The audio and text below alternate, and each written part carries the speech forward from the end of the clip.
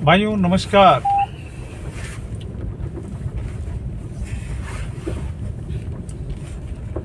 आजकल एक नया ट्रेंड सा आ गया है।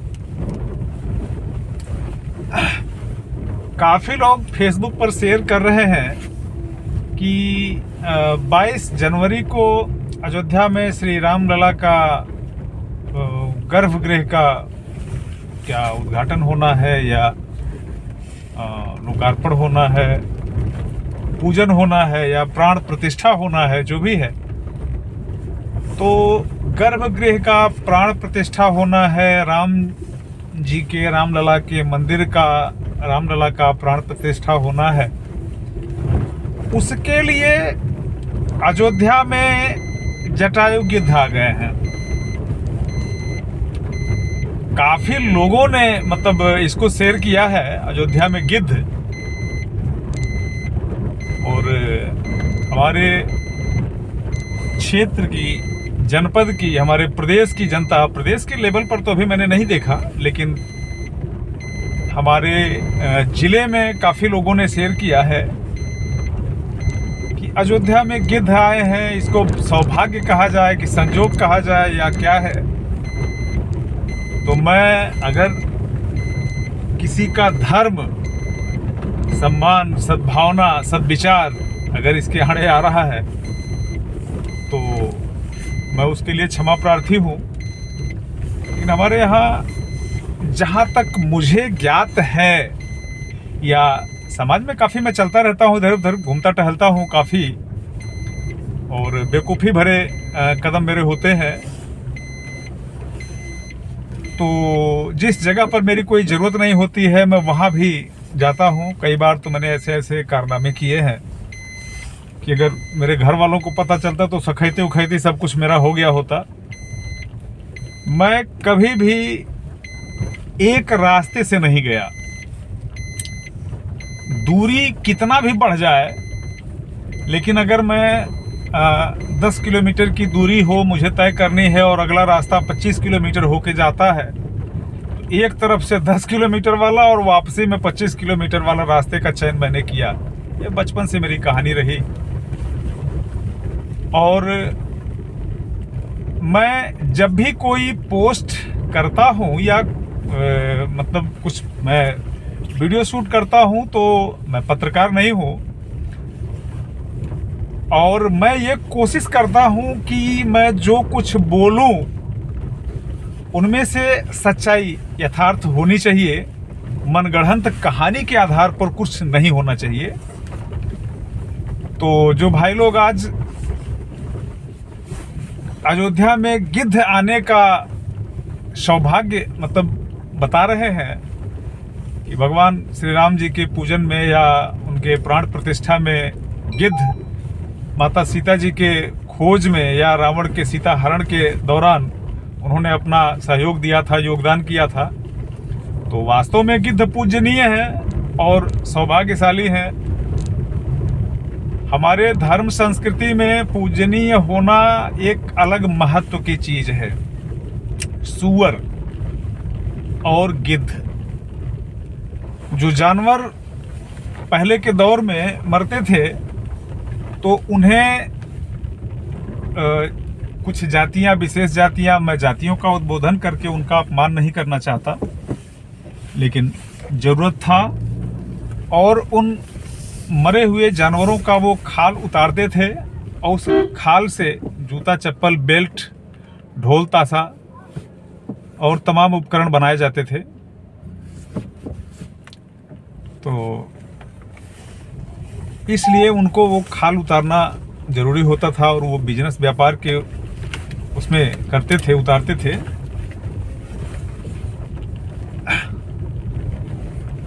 जहाँ तक मुझे ज्ञात है कि सन 2000 यानी कम से कम 20 से 25 साल हो गए होंगे, और मैं निरंतर घूमता रहता हूँ, ऐसा मैंने कहा है।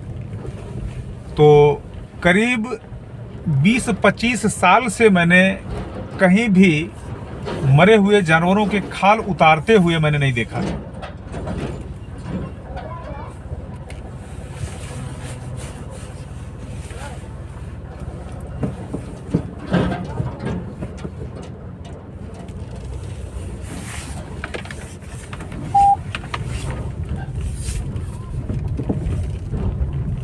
और जानवरों से खाल उतार लेते थे मांस का, और हार्ड मांस की वो शरीर वैसे पड़ा रहता था, गंदगी बदबू फैलता था। तो बदबू फैलेगा तो वो समाज, गांव, वो सब मतलब क्या कहते हैं, प्रदूषित होगा। तो गिद्ध एक ऐसे प्राणी थे कि जो उस बदबूदार मांस को खा के और हमें स्वच्छ वातावरण देते थे। तो हमारे आदर्श ऋषियों ने उन्हें जटायु जैसे मतलब नाम से संबोधित किया, और रामचरितमानस में उनका वर्णन आया, राम काल में उनकी महत्व बताई गई, और महत्व रहा भी होगा। वहाँ महत्व था कि नहीं था, यहाँ हम लोगों ने तो नहीं देखा, लेकिन व्यक्तिगत रूप में आज के समाज में जब जब वो मांस के टुकड़े फेंके जाते थे, मृत जानवर के खाल उतार लिए जाते थे और बाकिया वैसे ठटरी वहाँ छोड़ दिया जाता था, तो ये गिद्ध थे, उसको खा पी कर बगल करते थे। दूसरा, सुअर की बात मैंने कहा, तो अभी जब से शौचालय का पदार्पण हुआ कि हर घर में शौचालय होना जरूरी है, उसके पहले लोग खुले में शौच जाते थे, और जो मानव हर दिन गंदगी फैलाता था उसको सुअर अपने मुंह के रास्ते पेट में रखकर हमें स्वच्छ वातावरण देते थे। इसके नाते इनको भी पूजनीय होने का दर्जा दिया गया। जो भी हमारे समाज का या मानव समाज द्वारा फैलाई गई गंदगी को दूर करके हमें स्वच्छ वातावरण देते हैं, हमें उनकी पूजा करनी चाहिए। कई लोगों ने ब्राह्मण की संस्कृति को, धर्म को, पूजा पाठ की पद्धति को कई लोगों ने ढोंग ढपोसला और लालच बताया है। लेकिन अब जो अज्ञान हो, और ये गलती उनकी नहीं है, उनकी अज्ञानता है, ठीक है, लेकिन सिद्ध करना, साबित करना ये मेरा काम होता था। लेकिन अब आज के अगर पंडित जी लोग इसको साबित ही ना कर पावे, सिद्ध ना कर पावे, अगर कोई सवाल किया उसका जवाब आप नहीं दे पाएंगे, तो निश्चित तौर पर आपके धर्म पर उंगली उठेगा।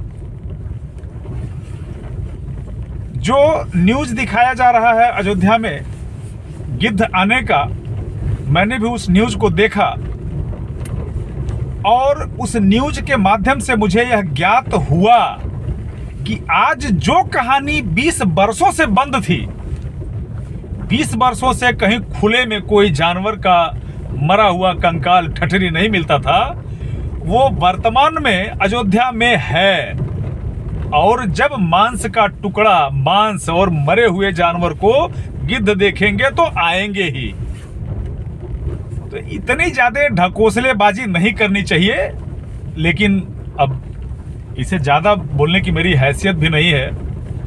इतने मूर्ख लोग हैं जिनको इतनी छोटी सी बात समझ में नहीं आती है, और वो गपोड़ संखी पर गपोड़ संखी हाके जा रहे हैं, उसको शेयर किए जा रहे हैं। भाई करो, ठीक है, होना चाहिए। ऐसा नहीं है कि मैं अगर ये बातें कह रहा हूं तो मैं धर्म विरोधी हूं। मुझे भी धर्म से मतलब है, धर्म से प्यार है, धर्म से लगाव है, धर्म का सम्मान मुझे भी है, मैं भी धार्मिक हूं। लेकिन अगर जो कोई मुझसे ज्यादा धार्मिक बनता हो तो वो भाई उसकी मर्जी है और उसकी बात है। लेकिन मैंने देखा है और ये वीडियो में शूट कर रहा हूं, अभी मैं इसका प्रूफ भी दूंगा। मरा हुआ कंकाल, मरी हुई ठठरी के बीच में वहां गिद्ध उतरे हैं और नोच नोच कर उसको खा रहे हैं। ये कह रहे हैं कि वो तो राम जन्मभूमि का पूजन करने आए हैं गिद्ध, बेवकूफ कहीं के। ऐसे ही इन्हीं मूर्खताओं के कारण 200 साल तक या 500 साल तक हम गुलाम रहे, और अगर हम जागरूक नहीं होंगे तो ये गुलामी बरकरार रहेगी। शेष कुशल है, और अगर हमारा पूरा का पूरा समाज जब मूर्ख रहेगा तो गुलामी तो करनी पड़ेगी। ये अलग बात है कि मुगलों की गुलामी किए, ठीक है, अकबर, बाबर, फला फला कौन कौन आए और बारी बारी से सब ने लूटा, अंग्रेज भी लूटे। अब अपने ही यहाँ के लोग, कोई काला धन ला रहा था उसके एवज में ले गया, कोई अलग से 10 साल 15 साल, जब चूतिया का समाज रहेगा तो फिर लूटने वाले लूटेंगे खाएंगे, उसमें क्या है, कोई नई बात नहीं है।